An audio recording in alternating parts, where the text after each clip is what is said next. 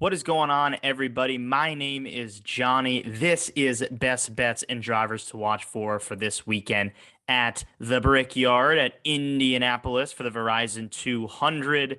Um, Funny story, and it's pretty crazy. I recorded this about an hour ago, and I was getting ready to post it. I was literally about to press publish on YouTube. And sure enough, I get a notification on my phone that Michael McDowell and the 34 team of Front Row Motorsports has been fined, docked 100 points and 10 playoff points. Crew chief Blake Harris is now suspended 4 races. So I see that and I'm like, whoa, wait a minute. Hold on. Michael McDowell is one of my bets. I had Michael McDowell finishing in the top 10. And I do not feel confident. I do not feel comfortable in that bet at all anymore. I was actually on the fence between Michael McDowell and another driver, which we'll get into. And I was on the McDowell train. He's had a great season, but the team got called for modifying a single supply part. We know the penalty that came down on Brad Keselowski earlier this season. It is now pretty much the same penalty that has come down hard on the 34 team and Michael McDowell, Front Row Motorsports. And so this really changes a lot of what I'm thinking now, it's pretty funny, I guess, that, I'm putting so much thought behind Michael McDowell of all people.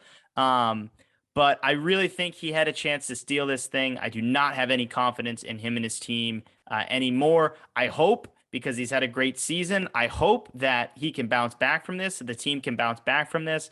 But I am fading Michael McDowell this week. That is for sure.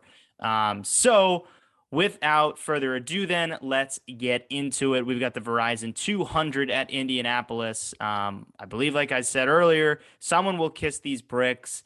Not as famous and probably doesn't feel as great kissing the bricks after a win in the road course configuration versus one of my favorite tracks of all time, the Oval Indy. But I mean, it is still Indy, and I guess it's sort of the same event, but I would say not really. So anywho, talking about the event, let's backtrack to last year's event. So last year, probably this event was the craziest race of the season.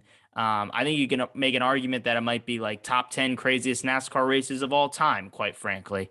If you remember, with 6 to go, there was an issue with the curb. William Byron reported it. A bunch of cars, Joey Logano, Ryan Preece, and more went spinning. That started really the havoc. They go to overtime. Overtime restart. They go back to the curb. The curb sends a couple more cars flying. Bubba Wallace, Corey LaJoy, and again, all hell breaks loose with the curb again. I think after that, they then remove that curb, and then we see Chase Briscoe get run out of room by Denny Hamlin. He drives through the grass. He's now under a penalty. He'll have to drive through a pass-through, and he then goes right behind Hamlin, wrecks Hamlin. Those two pretty much, Briscoe blows his chance. Hamlin is wrecked, and in swoops the road course ringer, AJ Allmendinger, to swoop in for his second career win. Really one of the most wild races you'll ever see, especially with that curve fiasco. I don't think this race this year will be as wild as it was last year, but this is still a new track. Indy's not a new track, but this configuration of the Indy road course is still a new track. So I do think we need to keep that in mind. But I do not think it's going to be as crazy as we saw last year. However, with that being said, I still think that we could get our 15th winner of the season, which really all hell would break loose at that point in talking NASCAR playoffs. So, all right, let's get into it. My first bet to win, I like Chase Briscoe at 6 plus 1,600. He's the hometown boy. Had a great car here last year.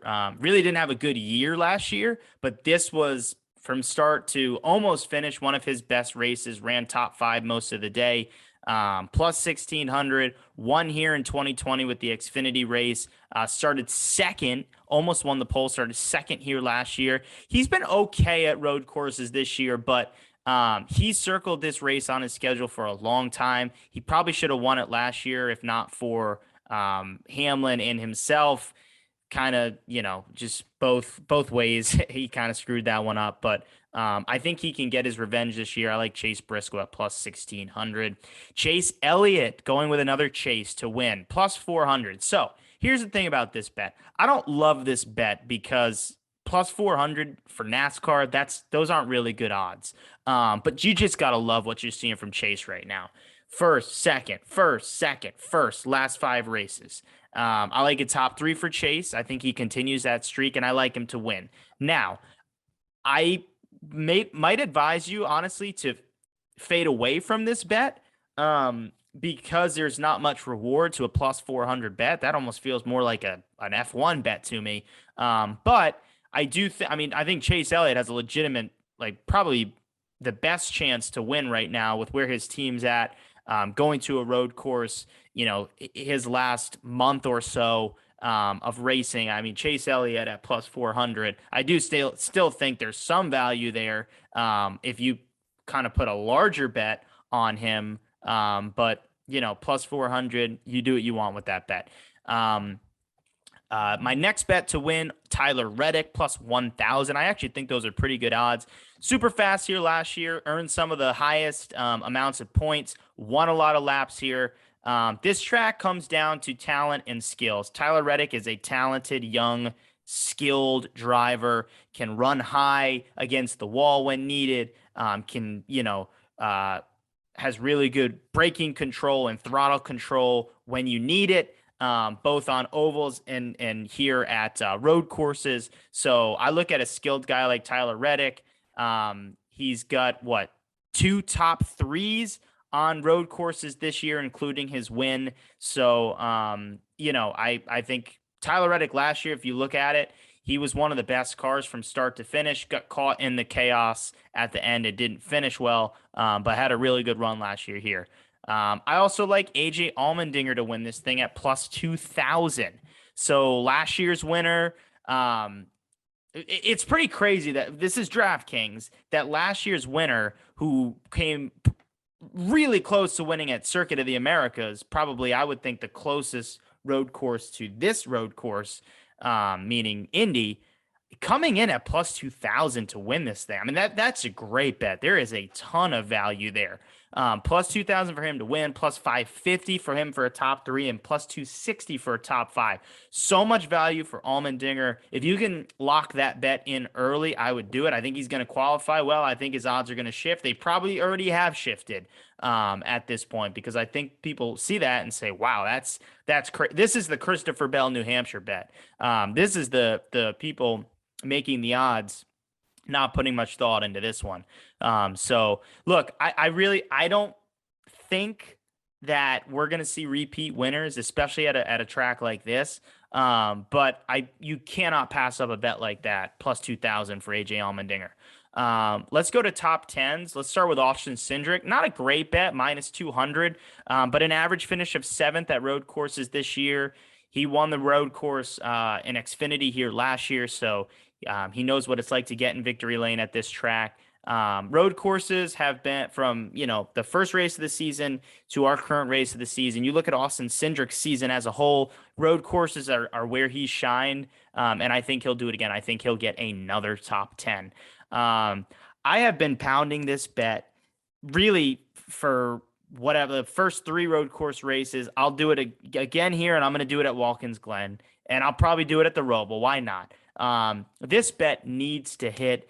It's going to hit this weekend. Cole Custer is due for a top 10 plus 350. This is where road courses are where he has been the fastest. He's qualified well here. He runs well for a couple stages. And then it seems like at the end, his car just falls off. And I think that's a lot to do with Cole Custer getting in his own head and thinking, I have a legitimate shot to win.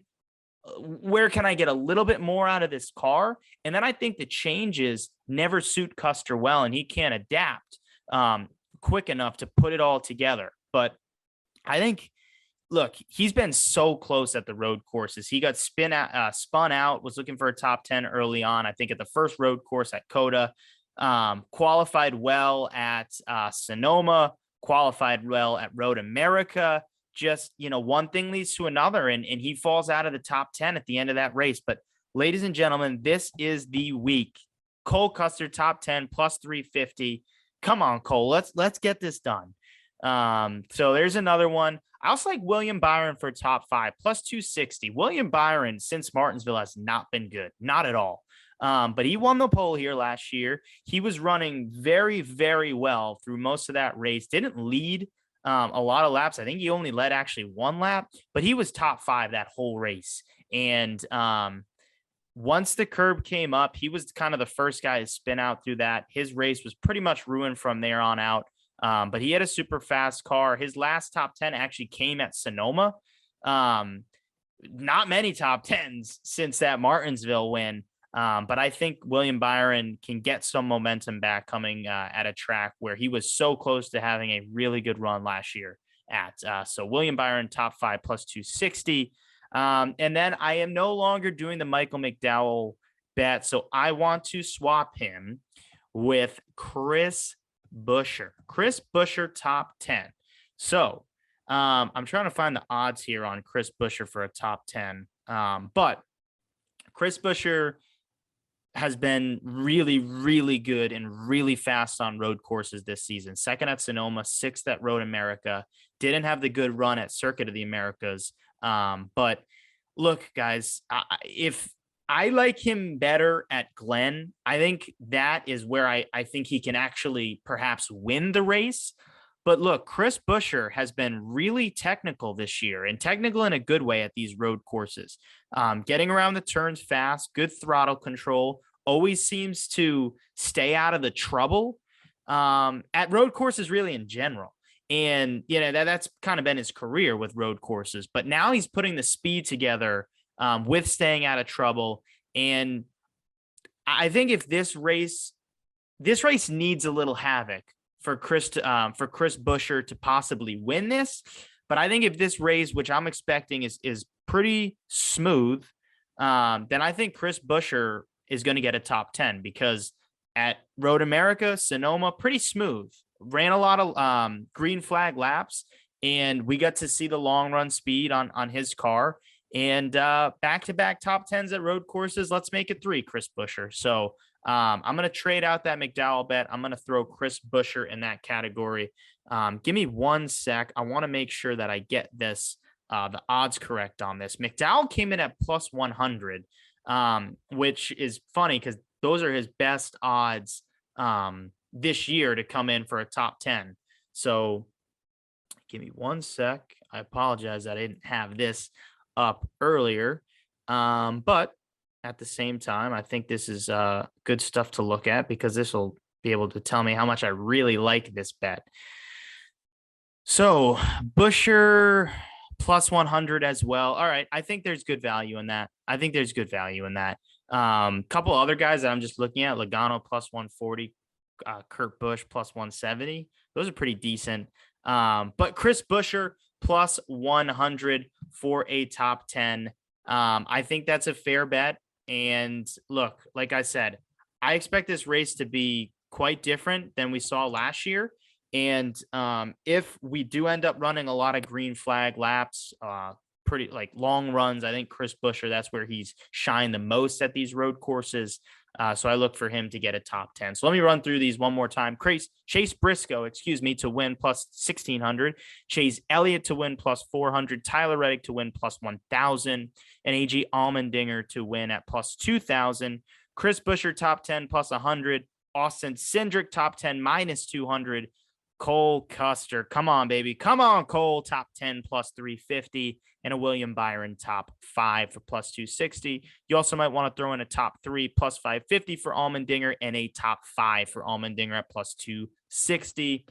Thank you for watching. Appreciate you guys. As always, make sure you check out my Twitter at JOTT_podcast and my Action Network account, Johnny on the Track, for just perhaps some last minute bets that I might throw in, and some great content on the Twitter as well.